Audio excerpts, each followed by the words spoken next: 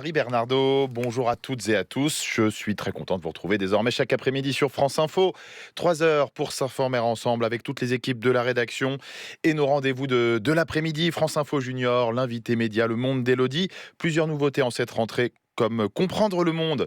Dans une vingtaine de minutes, on vous explique un mot, un nom, un lieu, un chiffre dans l'actualité internationale. On sera en Belgique aujourd'hui, où la situation politique ressemble à celle que l'on connaît en France. Pas de gouvernement depuis plusieurs mois, d'où ces consultations toujours menées chez nous par Emmanuel Macron.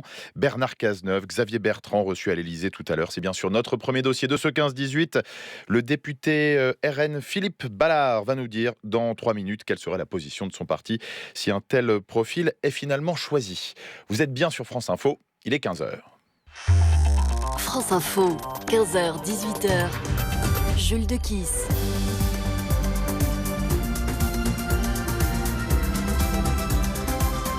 15h, l'info Armand Péroux-Loga. Le dénouement approche dans la quête d'un Premier ministre. Emmanuel Macron mène d'ultimes consultations depuis ce matin. Le LR, Xavier Bertrand, est attendu dans une demi-heure à l'Elysée. Ce matin, c'est un autre candidat potentiel à Matignon qui a été reçu, Bernard Cazeneuve, l'ancien socialiste et ancien chef du gouvernement. Et Emmanuel Macron a aussi reçu les anciens présidents François Hollande et Nicolas Sarkozy. Il doit recevoir tout à l'heure François Bayrou et Gabriel Attal. Mais pour l'instant, on ne sait pas quand sera nommé le nouveau Premier ministre. La rentrée scolaire depuis ce matin pour près de 12 millions d'élèves. Ils ont repris le chemin de l'école. Rentrée marquée par des incertitudes politiques avec un gouvernement démissionnaire. Plusieurs réformes restent en suspens.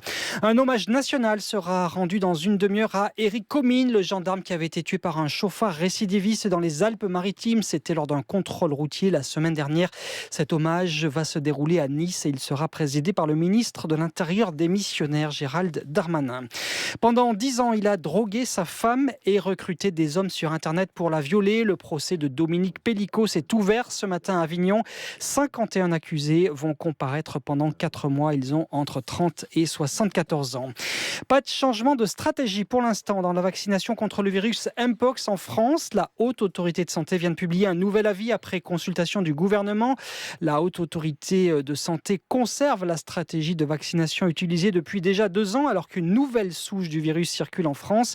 En cas de patients infectés en France, l'agence sanitaire indépendante recommande de vacciner les personnes ayant eu des contacts très étroits avec le malade, ainsi que les personnes à haut risque d'exposition au virus. Solène Lehen. Il y a 2 ans, lorsque